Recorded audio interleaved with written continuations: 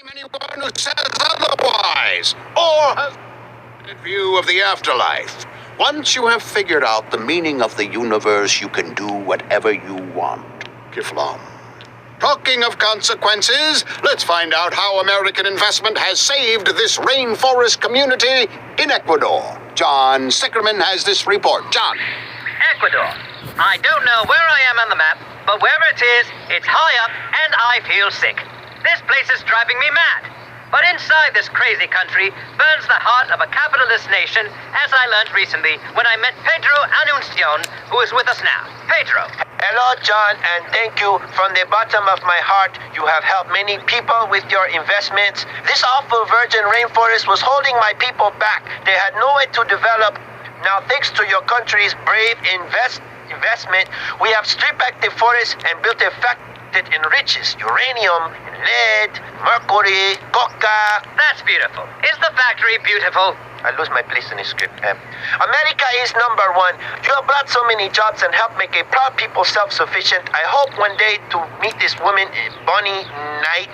I love your American TV and your zebra candy bars and a sugar cereal with marshmallows in the shape of ants and Kama Sutra positions. So the people own the factory? One of them does, yes. Who? Me. Like I said, John, thank you. If you ever need something, you let me know. I got some rebel fighters who will fuck people up for you. I got women who can suck the silver off the trade tables on my private jet. I got great blow, man. Listen, baby, you need someone killed? You come to Tio Pedro. You and me, we like hermanos now. Well, as you can see, the people are very excited here in Ecuador with the changes we have brought about to this community. Fantastic! Even a racist like me can be made to feel good by a story as heartwarming as that. See, foreigners, you see, our way works. Let's head to the phones. We are on New World Order. What's your point? Oh, yeah, this is Michelle calling from the Midwest. Hello, Michelle. Hi, Dwayne. I'm a big fan of the show. Listen, I've been listening to it for years and never gone abroad. Oh, no, I just want to thank you. You saved my life and my virginity. Thanks, Michelle. Because if I'd gone abroad, I probably would have been murdered or raped or worse. I just get scared just thinking about it. You saved my life, and I've been saving myself for you, Dwayne. I love you. I'm ready for you. I'm a woman. Oh, take me. Oh, jeez. How old are you, Michelle? I'm 47, but I'm clean, and I'm ready, and I make such a great potato casserole. We could just lie in it on the bed. Okay, next caller. Who's on the phones? Nope. No one. Let's go to another news segment. Heinrich Havelock is on the ground in Quiribam in buttfuck nowhere in Venezuela. Heinrich. Yeah, thanks, Dwayne. Heinrich Havelock here with Chief Brown. Tell me how the free market has helped you, Chief. Call me Phil. Okay, so, Phil, how is life as an indigenous chief? Well, as you can see, there's not much forest left here, thanks to the great chainsaws the Americans left us. Whereas before my people lived in equality and harmony with nature, now I am the boss man. I get to sleep with all the women of my tribe, while husbands must pretend to like me and let me win at golf. That's great. Now we build condos, chain stores, mega churches. Soon todas las turistas come and see me sleep with all the women from around the world. Me have grande carro. Me have thunder. I am knight of road. I have big schlong. Heinrich, can I interrupt for a second? Bueno, que cuando tú estás chuchando con una Shut americana. up with you skirt-wearing throwback. So, let me get this straight. You mean this guy was a savage and now has got a real sense of morality? Yeah, he's gone from a system of stagnating equality to one of progress through ruthless competition. That is magnificent! And you'll have more time down there if this pledge drive doesn't get cooking. It may be a while before we wire you some more money. Thank you, Heinrich. That's all we have time for. Catch us next time on New World Order. Remember, love your country. Don't question politicians, especially when they have a winning smile and great hair. And you'll be part of the New World Order. This is VCPR. I'm Jonathan Freeloader. Next up is a show that aired in Vice City back in the 40s and shows what happens when companies underwrite radio. It's a rebroadcast of Moorhead Rides Again, a show that was a favorite of arsonists and conservationists alike. It's something we dug up from the archives and thought you might enjoy. But honestly, we're just trying to fill time, and we've run out of money. This is VCPR, offering top quality entertainment for all ages and literacy rates. Moorhead rides again! Gordon Moorhead and the Exploding Breasts.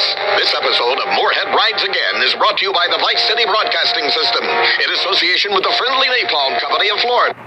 Because when you need to clear the bush, our napalm is your best friend. First, let me ask you something.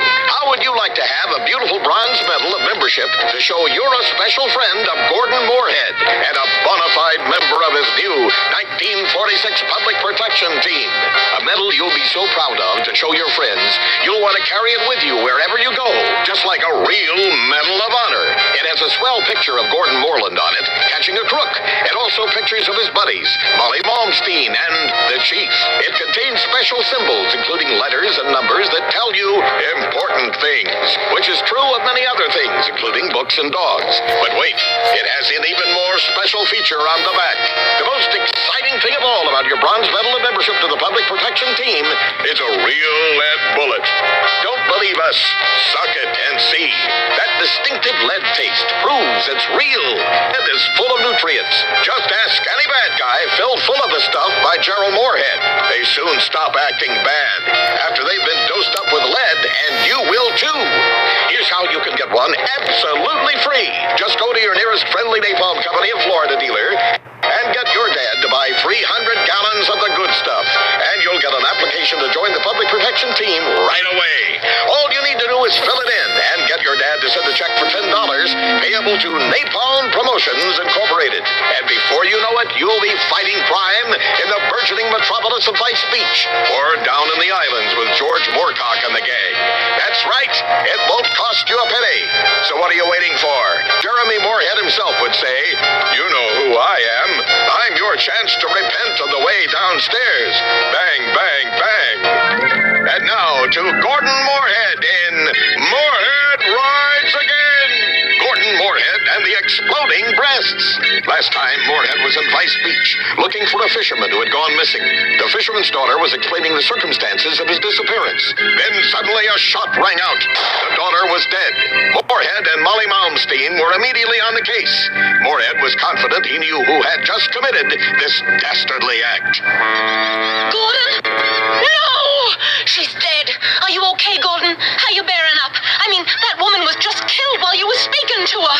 I feel faint and a little scared. It's because you're a woman. Calm down. Oh, you don't have to go and get cross, but I guess I deserved it. Gordon, you're incredible. I feel much better knowing you're here.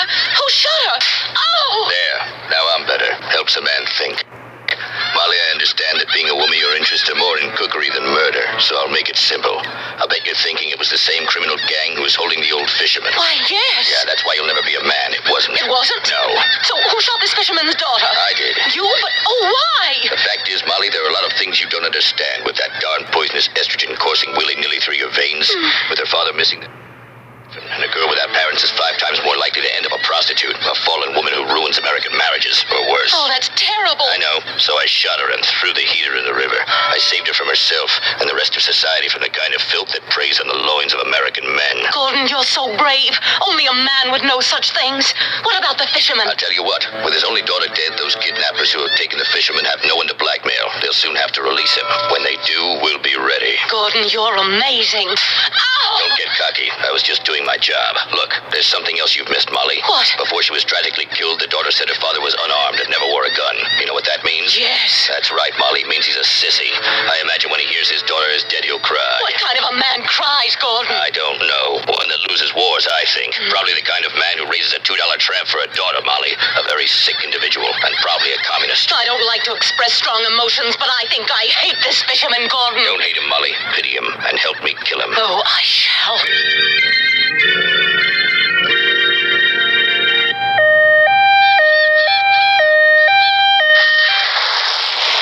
Looks like the the chief has shown up. What a surprise. The cops get here after the real crime fighting's done. Go ahead, Miss Malmsteen. I thought I told you two clowns to stop meddling in police business. Listen to me, Chief. I respect you, but the fact is, without me, this town would be over before it's even begun.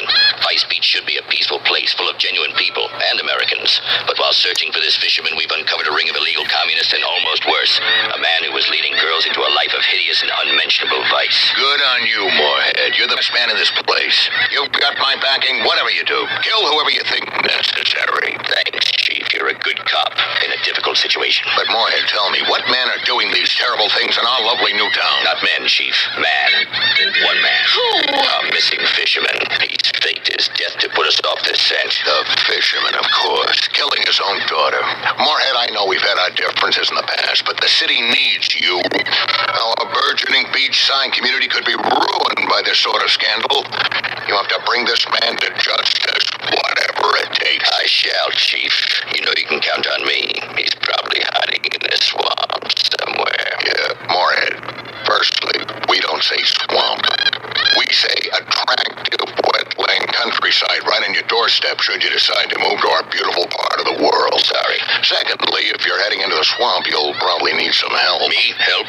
I'm Gordon Moorhead, not some rusky, Chief. I mean this kind of help. Friendly napalm. It's great for all your tree and flesh-burning needs. Ooh, you mean friendly napalm is great at fighting crime as well as all the other handy uses it can be put to? That's right, I do.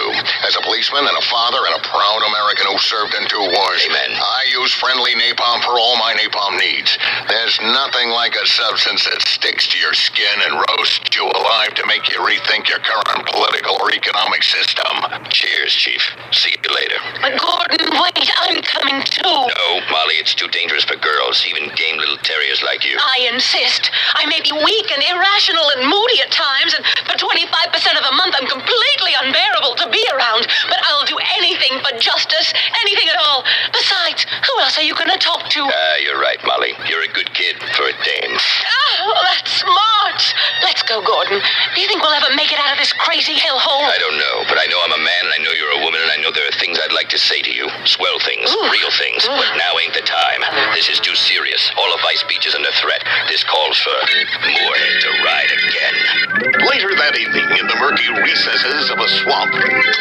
These wetlands sure are swampy and undeveloped. Sure. Now will you be quiet? Okay, sorry. Yeah, I wish Pablo were here to help us. His Mexican cunning would really be useful in a situation like this. Yes, he's foreign, but occasionally quite useful. Exactly. Hey, what's that noise? What noise? There, that whistling. It's Pablo! Pablo, you old dog. Ah, buenas noches, amigo. Buenas noches, señorita Malmsteen. Pablo, what are you doing here? Oh, Pablo no can say, señorita. But since you asked, I was searching for the souls of my ancestors. But I thought you were Mexican. Why would they be buried in Florida? Yeah, that's true. They're not here. Hey, would you like a tortilla chip? Pablo, this is no time for eating. Vice Beach is under threat. A vicious murderer, pimp, and communist is on the loose in these beautiful wetlands right on our doorstep. And we've got to find him and bring him to justice. But Gordon, what kind of idiot would hide in these awful swamps? I mean, he's full of alligators and snakes and sea cow poo-poo. Who would live anywhere near this dump out of choice? You foreigners don't know much. You're primitive, Pablo, but you're a good man. This gem of a city is exotic and relaxing once you get over the man-eating reptiles, shark-infested waters, and tropical diseases. But enough of that. How do we catch this guy? We split up and search these swamps. Pristine wetlands. Whatever. And when we find him, amigos, then and only then, we bring him to justice and drink tequila. It's crazy, but it just might work. See, by the spirits of my ancestors, we find this crazy killer. You Americanos and my people are friends forever. Oh, forever. Ah! Let's split up. Molly, you better cut across that swampy bush and swim the waterways. It's safer. Pablo and I will stick together on the dry path. Come on. This real estate market ruining killer must be here somewhere. I mean, what kind of sick man would try to ruin Vice Beach's reputation? It's awful. Help! Help! Who's that? I'm a humble fisherman. I've broken my leg and I've been stuck here for 2 days. Oh, hey, wait! You're the one who's been causing all this trouble. Listen, lady, I'm really in a lot of pain. Can you get me some help? You've been trying to ruin the city, bring down condo prices, and infest it with communists. I don't know what you're talking about. My name's Pete Banbury. I've fished these waters for 20 years. All I do is I fish and try to raise my daughter right.